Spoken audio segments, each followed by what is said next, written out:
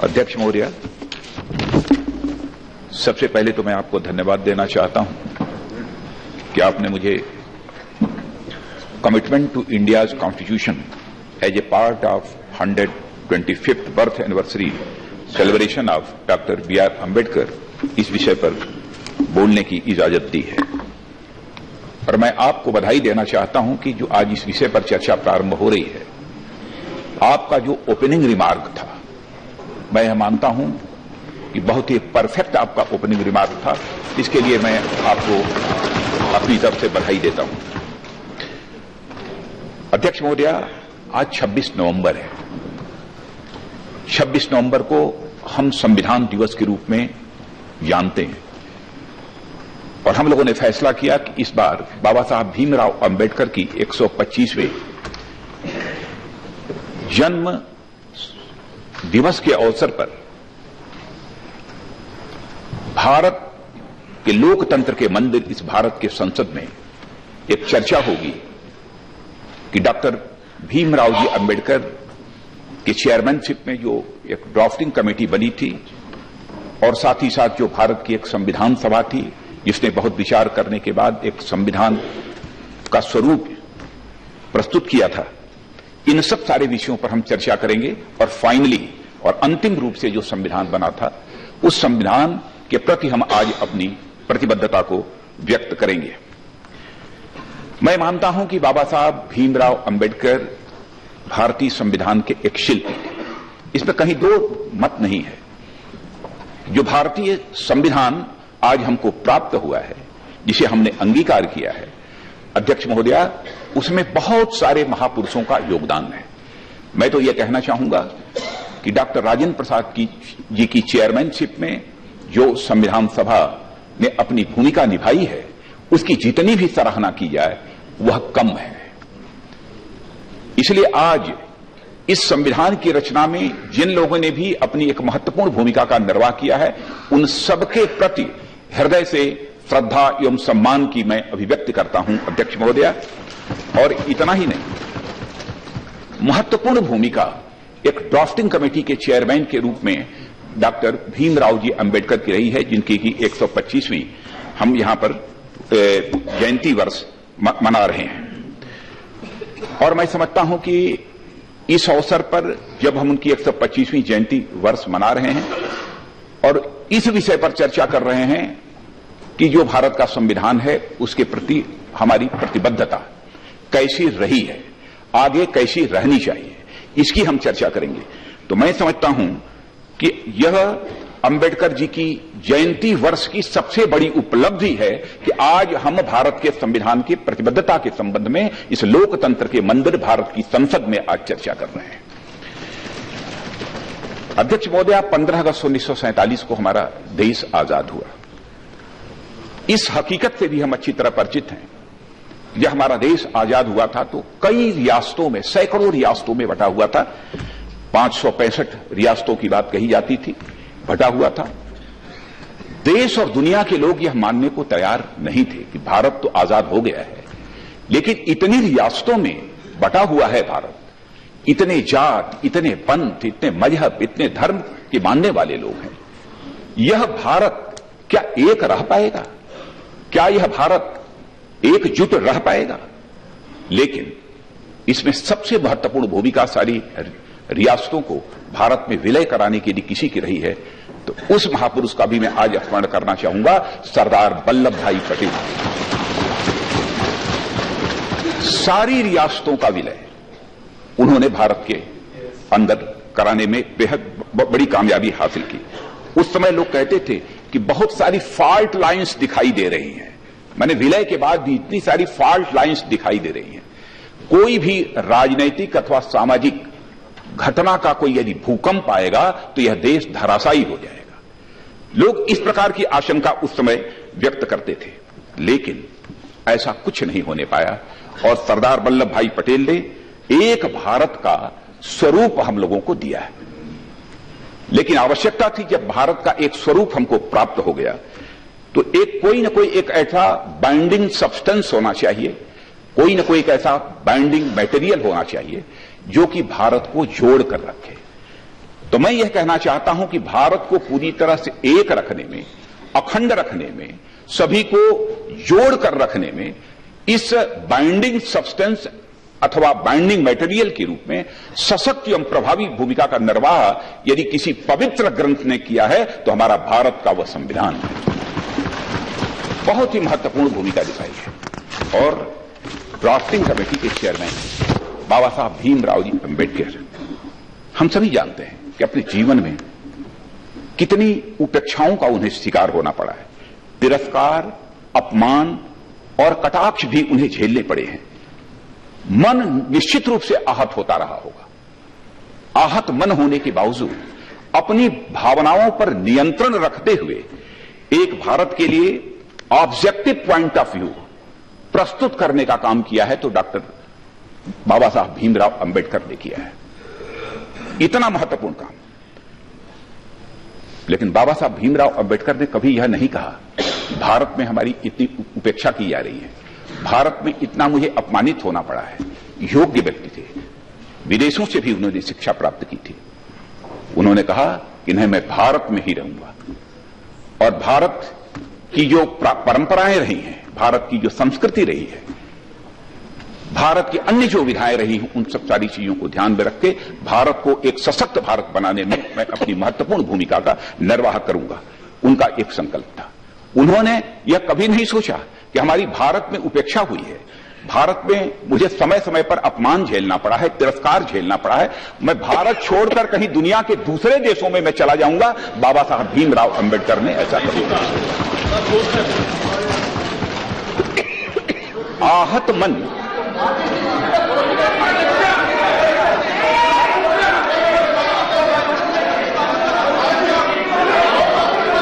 Please अरे इसमें क्या ऑब्जेक्शन है? भले बैठिए, इसमें ऑब्जेक्शनेबल कुछ नहीं है। बैठिए सलीम साहब, प्लीज बैठिए। यस प्लीज क्या है? यस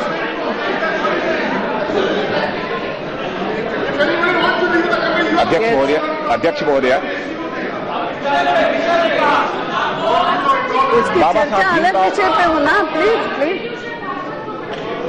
अध्यक्ष महोदय, बाबा साहब भीमराव अंबेडकर ने कितना दुष्कर कार्य करने में कामयाबी हासिल की है कि लगभग 7,435 प्रस्ताव प्राप्त हुए थे, जिनमें से कि 5,100 से अधिक प्रस्तावों को अलग करना था और उसके बाद 5,100 से अधिक प्रस्तावों को अलग करने के बाद लगभग 2,431 प्रस्तावों को उन्होंने स्वीकृत करने में कामयाबी हासिल की है। और उसके परिणाम स्वरूप हमारे यह भारतीय संविधान का स्वरूप यह हम लोगों के सामने है, यह भारत की संविधान।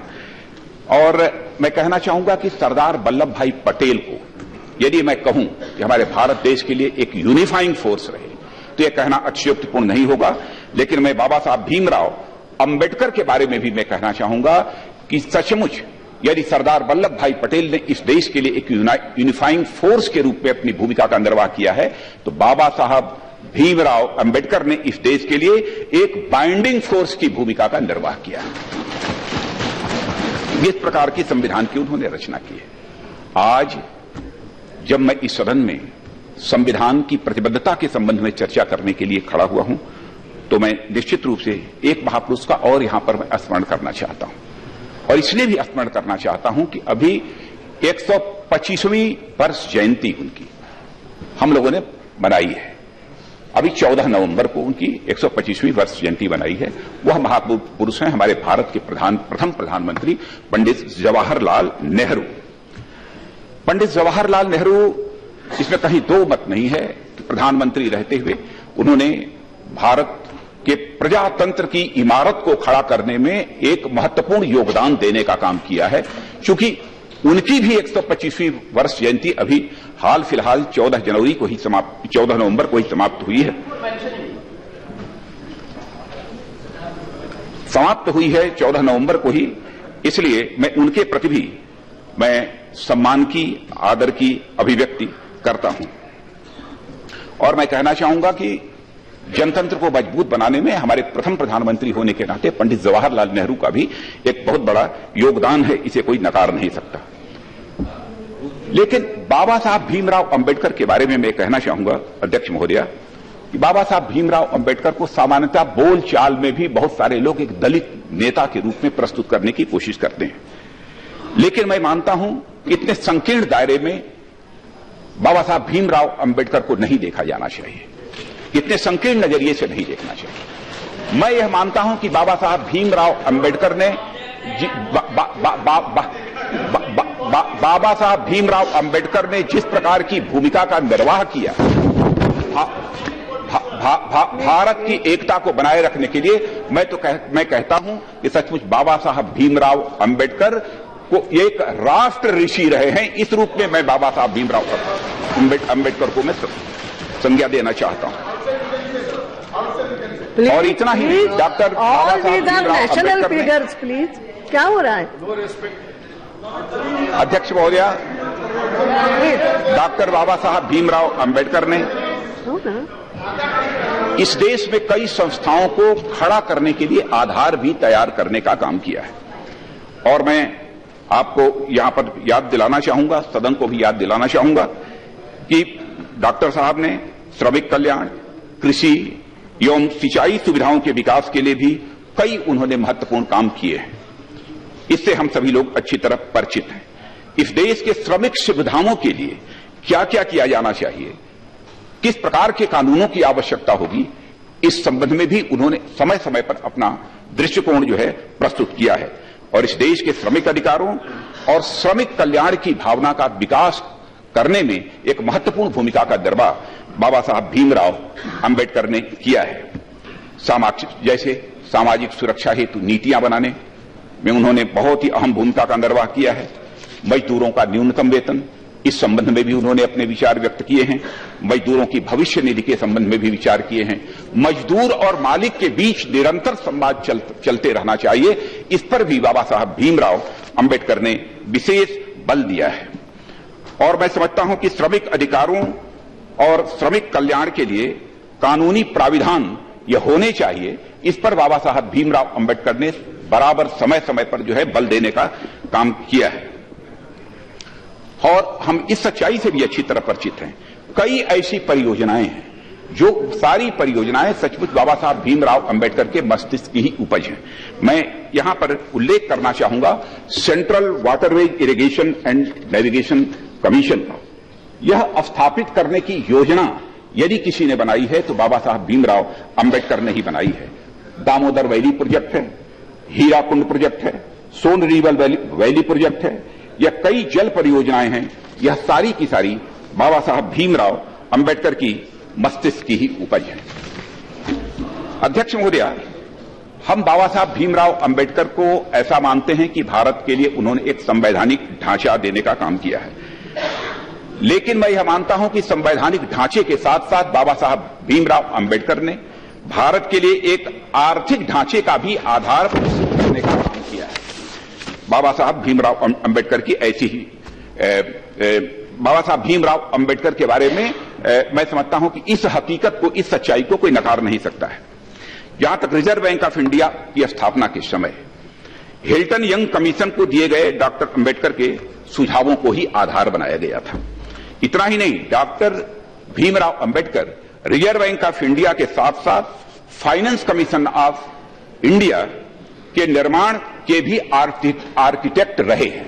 कैसे आर्किटेक्ट रहे हैं यह मैं बतलाना चाहूंगा अध्यक्ष महोदया, क्योंकि उन्होंने कोलंबिया यूनिवर्सिटी में जिस समय वो अपना रिसर्च कर रहे थे उस समय एक उन्होंने थीसिस लिखी थी, थीसिस थी नेशनल डिविडेंड ऑफ इंडिया, और वह 1924 में यह थीसिस लिखी थी।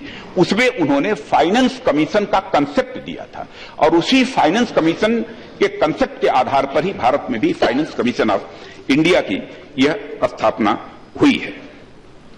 बाबा साहब भीमराव अंबेडकर मानते थे अनटचेबिलिटी, अस्पृश्यता के बारे में। यह भारत के लिए बहुत बड़ा अभिशाप है, यह उनकी एक निश्चित धारणा थी और इसे समाप्त होना चाहिए। इतना ही नहीं, सबको बराबरी का दर्जा हासिल होना चाहिए, और सबको बराबरी का दर्जा हासिल होना चाहिए, इसीलिए बाबा साहब भीमराव अंबेडकर ने एक आरक्षण की व्यवस्था की। और उनका यह मानना था कि यह एक सोशियो पॉलिटिकल नेसेसिटी है, यह सामाजिक राजनीति की आवश्यकता है, यह होना चाहिए। लेकिन इतना ही नहीं, उन्होंने कहा कि यदि सबको समान स्तर पर लाना है, सबको बराबरी का दर्जा यदि हमको देना है, तो आरक्षण तो होना ही चाहिए, लेकिन इसके पहले अस्पृश्यता, अनटचेबिलिटी हमारे देश से यह समाप्त होनी चाहिए। यह बाबा साहब भीमराव अंबेडकर का आग्रह था, और इसके खिलाफ उन्होंने आवाज भी उठाई है। लेकिन मैं देखता हूं कभी कभी बाबा साहब भीमराव अंबेडकर के द्वारा जो कुछ भी योगदान इस देश के लिए किया गया है, कभी कभी किन्हीं विषयों को लोग एक राजनीतिक मुद्दे के रूप में लेते हैं। अब आरक्षण का सवाल, मैं समझता हूं कि आरक्षण पर किसी प्रकार की बहस की कोई गुंजाइश नहीं है, क्योंकि मैंने कहा कि एक यह सोशल पॉलिटिकल नेसेसिटी थी, इसलिए उन्होंने इस काम को किया नहीं। यह एक चुनावी मुद्दा नहीं है, यह कोई राजनीतिक मुद्दा नहीं है, बल्कि एक संवैधानिक व्यवस्था है, मैं ऐसा मानता हूं। बाबा साहब अंबेडकर ने जो आरक्षण व्यवस्था अध्यक्ष महोदया दी थी, वह बहुत सोच समझ कर दी थी, और मैं यह मानता हूं कि उसका डाइल्यूशन किसी भी सूरत में नहीं किया जाना चाहिए, हमारी यह एक निश्चित धारणा है। बाबा साहब भीमराव अंबेडकर ने एक आदर्श समाज की भी कल्पना की, और उन्होंने लिखा है, एक उनका आर्टिकल है, उसमें मेंशन किया है कि माई ideal would be a society based on liberty, equality and fraternity, इसे शामिल किया, और भारतीय संविधान की प्रस्तावना को उसकी आत्मा माना जाता है। आज भी हम उसकी आत्मा मानते हैं। यह उन फंडामेंटल वैल्यूज और जीवन दर्शन को समाहित करता है जिसके आधार पर हमारे संवैधानिक ढांचे को खड़ा किया गया है। वैसे तो हमारे संविधान निर्माताओं ने, अध्यक्ष महोदया, यह माना था कि यह प्रियम्बल जो होता है, जो प्रस्तावना है, वह भारत की संविधान की आत्मा है, इसमें किसी प्रकार का कोई परिवर्तन नहीं होना चाहिए। एक ऐसी उनकी कल्पना थी, एक ऐसी सोच थी। हिंदू कोड बिल डॉक्टर बाबा साहब अंबेडकर लाना चाहते थे, लेकिन उस वक्त किसी ने अपोज किया। क्या उसका नाम बताऊं मैं पूरा? तो इसीलिए आप